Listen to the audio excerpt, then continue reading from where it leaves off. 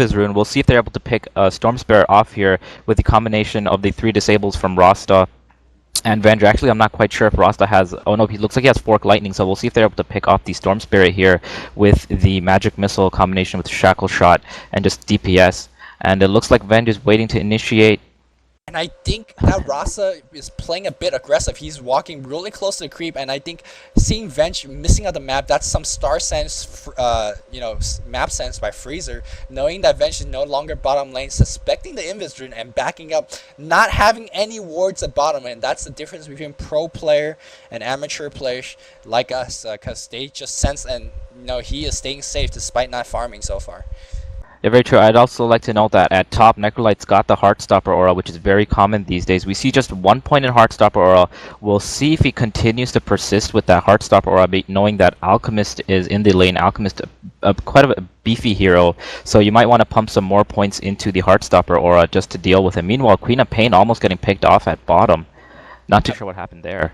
I think, well, just Drow harassed us with Vengeful Spirit, always hard to count. And it looks like Drow is going to come around and going to pick up a kill. So a bit careless by the Quap player there. Chen even coming support with that Tornado. That Tornado is no joke in terms of, harassing in lane. But it looks like they will be pushing the Chen back. Vengeful Spirit getting the kill, but more importantly, allowing this Drow Ranger get free farm, a lot of EXP. You never want Drow Ranger to be free farming. Not ZSMJ here, but Asian Drow is a Drow that you don't want to face, to be honest. Oh yeah, just another thing, if you need me to check the creep stats and stuff, just give me a heads up. Alright, thanks. Creep stats please, since there's nothing going on.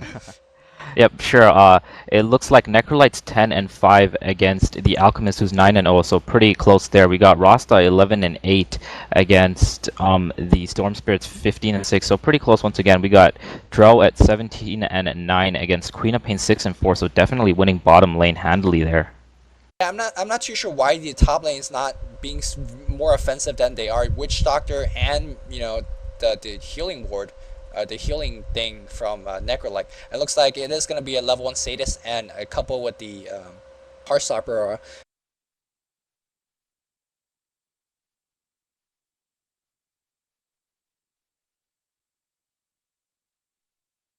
And it looks like Chen is going to come gank mid.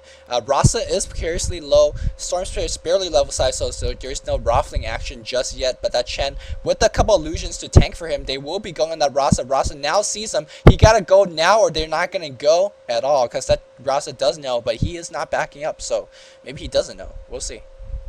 Yep, it looks like Chen's just going to back off now and Venge there as well.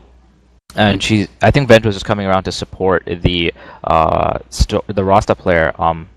So not too much of anything happening right now. How do you think the lanes are going to progress? Will we see any more roaming from the Witch Doctor, or is he going to continue babysitting Necrolyte?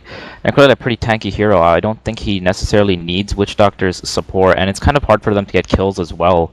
I think it would be much better for Witch Doctor to go around and roam, try to get some ganks going off. It really depends how the Chinese players want to play right now, because they are more of they play things very carefully.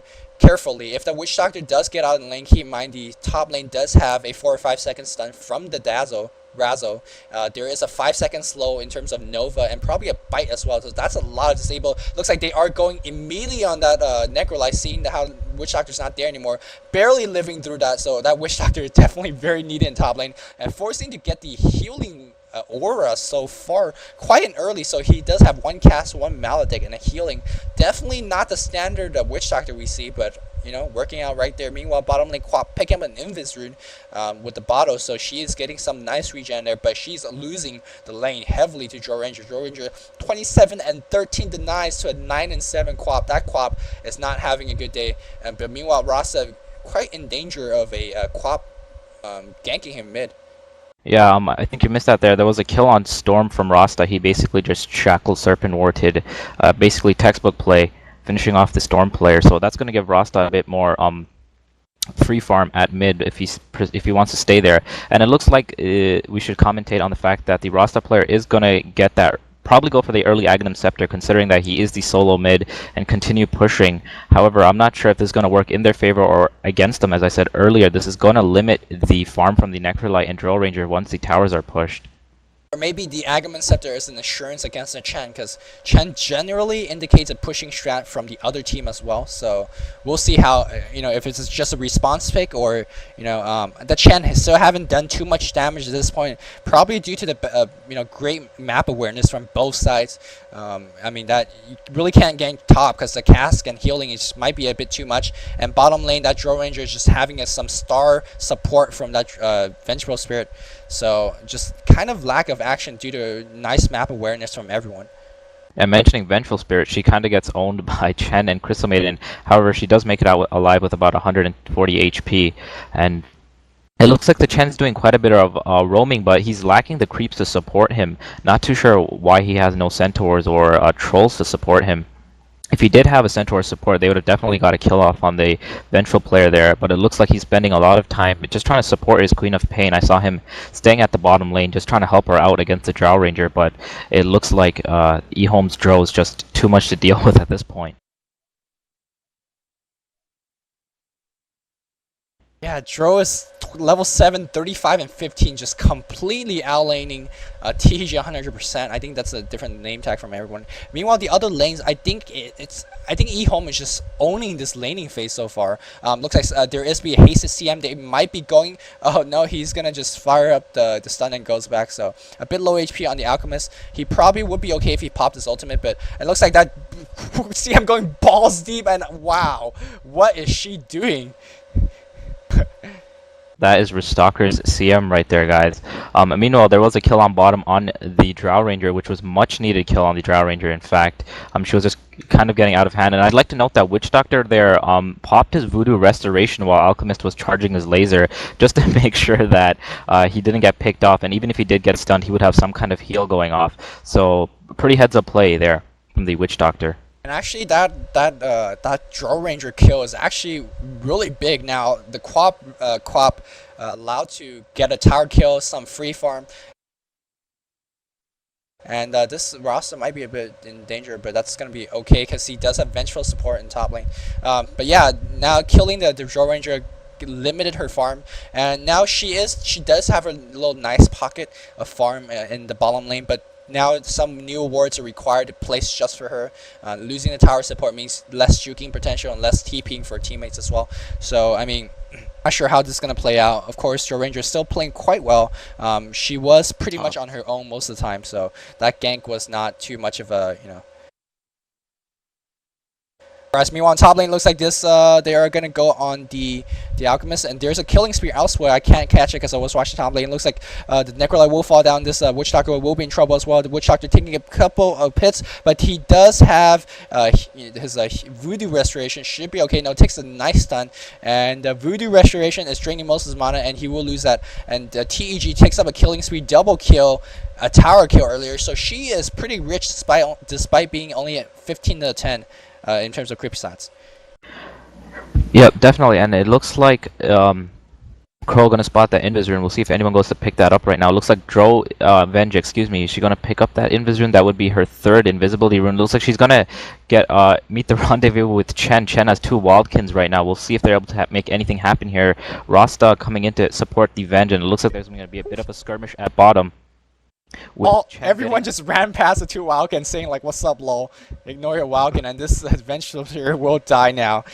So a bit of bad play from EHome there. You generally don't see that kind of lack of execution effort or communication from Chinese. Maybe they're just having a bad thing going on, but Drow Ranger farming pretty well. We have a Poor Man's Shield, Agility Tread, 10 charge on the Magic Stick. Actually not too well. Generally she would have at least a part to the Helm of Dominator by now, but being forced away from bot lane after that tower is being shot, so she's migrating mid. Seeing a Alchemist there, she will easily take lane control. So let's see if she's going to farm up some quick Helm or into some other item. Yeah, speaking of items, how do you think Necrolyte's item build's going to be? It looks like he has an early phase boots. Do you think he's going to play a bit more aggressive or get that mech? Usually phase boots translates into aggressive play. However, if they do kind of formulate into a push strat, that mech would definitely be helpful, and it is relatively early in the game. He can still opt to get that. However, right now there are no signs of any item deviations at this point. I'm not sure what the phase boot is all about. You generally want to go strength treads because or strength or intel tread. It makes your Sure, Necrolyte more defensive, and you generally want to play Necrolyte defensive. That lack of mecha parts is a bit weird as well. Maybe he felt he needed the phase boots to get away from the mass blinking of Scourge team with a Quap and the chasing power of the Alchemist and the CM. So maybe he really need the movement speed in terms of the extra raw HP or the healing power. So maybe that was his train of thought. But looks like the Sentinel team will be pushing, or at least putting a lot of pressure on the second tower after getting the first. So not too sure whether they should be pushing now. They do have 4 hero dedicated on top lane. Drow Ranger farming mid at this point. They are dropping the Serpent Ward. So actually getting this tower, they are going to get 2,000 gold. So that's a lot of gold at this point of the game. And after casting that game between Bulgarian and Aeon, we all know how dangerous pushing could be. And you can never say light of pushing. But I think these Serpent Wards are going to go to waste now. Or no, they're going to go balls deep for that